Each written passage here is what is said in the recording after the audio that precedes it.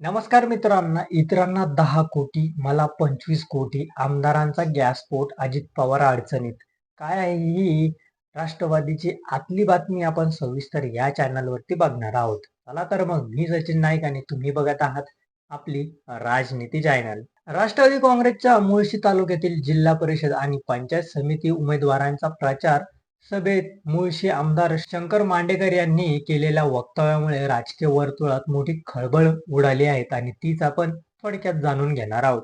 त्या अगोदर चॅनलला नवीन असेल तर सबस्क्राईब नक्की करा. आम्हाला तालुक्यासाठी अधिकचा निधी आणायचा असेल तर नाव सुद्धा बदलावे लागते. हे फक्त अजित पवारांच्या राष्ट्रवादीतच शक्य आहे, असं खळबळजनक विधान त्यांनी यावेळी आपल्या भाषणात आमदार शंकर मांडेकर यांनी उपमुख्यमंत्री अजित पवार यांच्या नेतृत्वाचं कौतुक करताना थेट निधी वाटपावर भाषण केलं.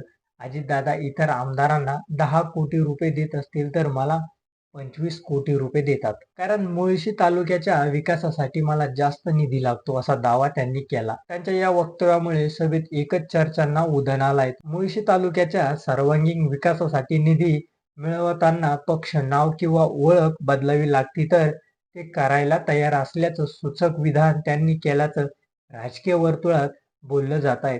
या वक्तव्यामुळे राष्ट्रवादी काँग्रेसमधील अंतर्गत राजकारण आणि निधी वितरण पद्धतीवर प्रश्न उपस्थित होत आहेत. या प्रचार सभेत शंकर मांडेकर यांनी राष्ट्रवादी काँग्रेसचे जिल्हा परिषद आणि पंचायत समितीचे सर्व उमेदवार निवडून आणायचं आवाहन करतात.